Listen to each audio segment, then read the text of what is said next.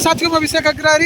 ओबरा से चौपन जाने वाला यह मुख्य मार्ग सामान्य दिनों में इस हालात में नहीं रहता है। यहाँ पे यात्रा करने वाले नागरिकों को प्रदूषण के प्रकोप का सामना करना पड़ता है, जिस कारण सूक्ष्मकण उनके सांस नली से लेकर आंखों में प्रवेश करते हैं, जिससे कई गंभीर बीमारियों का शिकार होते हैं और उनको रोज घुटन भरी जीवन जीने के लिए मजबूर है। आज प्रदेश के माननीय मुख्यमंत्री जी का 54 आगमन हो रहा है।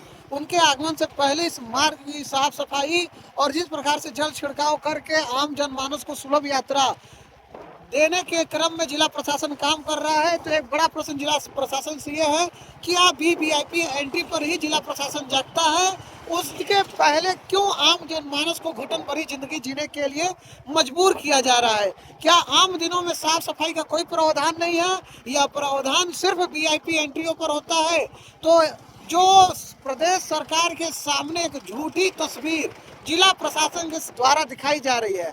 आप देखिए, जो स्टेट लाइटें, जो इस मार्ग पे जो लाइटें लगी थी, लंबे समय से नहीं चलती थी, अब देखिए वीआईपी एंट्री हरकत होने के बाद रात में जलने के साथ साथ यह दिन में भी जल रही है। यह एक अनोखा प्रयोग है, जिस प्रयोग को सिर्फ जनपद सोनभद्र की जिला प्रशासन कर सकती है। दिन में लाइट जलाने का जो अद्भुत दिमाग उनके पास है, वो दिमाग विश्व में किसी क्षेत्र में नहीं होगा और मैं ये नहीं चाहूंगा कि यह दिमाग अन्य क्षेत्रों में जाए, क्योंकि इससे ऊर्जा की बर्बादी होती है। और जिला प्रशासन जो दिखावटी काम करने के लिए जाना जाता है, जो दिखावटी साफ सफाई के लिए जाना जाता है, उसका प्रत्यक्ष प्रमाण यह है। आम जनमानस ये चीजें जानता है कि किस प्रकार से बनावटी दृश्य दिखाई जा रही है। आज मुख्यमंत्री जी के आगमन पर जनपद सोनभद्र की विभिन्न समस्याएं, चाहे वो किसानों की समस्या हो, जिनको न समय पे यूरिया मिलता है, न ही उनको फसल नष्ट होने पर मुआवजा मिलता है।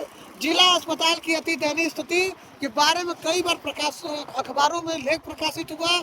वहाँ पे वेंटिलेटर आकर कई सालों से सड़ रहा है, लाखों का मशीन आके सड़ रहा है, लेकिन उसकी देखभाल, उसका केयर टेकर कोई नहीं है।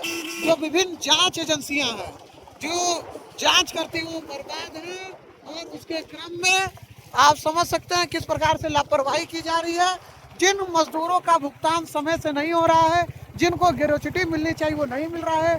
ओबरा तापी विद्युत परियोजना सी लगने के बाद जनमानस के बीच में यह बातें उद्घाटन के दौरान बताई गई कि यह अत्यधिक आधुनिक मशीनें हैं, प्रदूषण का किसी प्रकार का प्रभाव नहीं पड़ेगा। सारी बातें झूठी हैं। जनमानस प्रदूषण को झेल रहा है। ग्रामीण क्षेत्र में जनमानस प्रदूषण के कारण उनकी फसलें बर्बाद हो रही है, वहीं हॉस्पिटल जर्जर है। इंटर कॉलेज का दुर्दशा किसी से छुपा नहीं है। रोजगार के लिए आम जनमानस स्थानीय पलायन के लिए मजबूर हैं। साथ ही महाविद्यालय में शिक्षा का स्तर बर्बाद हो चुका है। ग्रामीण क्षेत्रों में जो कुपोषण मुक्त अभियान के तहत, पोषण 2.0 के तहत जो खाद्य सामग्री मिलनी चाहिए 0 से 6 साल के बच्चों को, स्तनपान कराने वाली महिलाओं को और जन्म दी हुई माताओं को जो पोषण आहार मिलना चाहिए, वो सभी व्यापक पैमाने पर गबन हो रहा है, घोटाला हो रहा है। 54 स्थित सिंधिया में जो दृष्टिविहीन, मतलब जो दिव्यांग श्रेणियों में आने वाले बच्चों को पठन पाठन कराने के लिए जो विद्यालय संचालित है, वो बंद है, बर्बाद की अवस्था में है। तो यह सारी तस्वीर जो बयां करती है जनपद सोनभद्र की वास्तविकता, और यह सभी चीजें जनपद सोनभद्र में मुख्यमंत्री के आगमन पर उनके समक्ष ना दिखे, इसलिए जिला प्रशासन हर संभव प्रयास कर रही है। आज हम उसी संदर्भ में कुछ ज्ञापन के माध्यम से माननीय मुख्यमंत्री के समक्ष जनपद सोनभद्र की उस तस्वीर को साझा करेंगे, जिस तस्वीर को जिला प्रशासन छुपा रहा है, क्योंकि समस्याओं से जूझ रहा जनमानस जिस परिवेश में रह रहा है, वह अति निंदनीय है। यह स्वतंत्र भारत के उस अधिकारों का अवहेलना है, जिसकी सपना भारत के लाखों स्वतंत्रता सेनानियों ने अपने प्राणों की आहुति देकर दी थी। जय हिंद साथियों।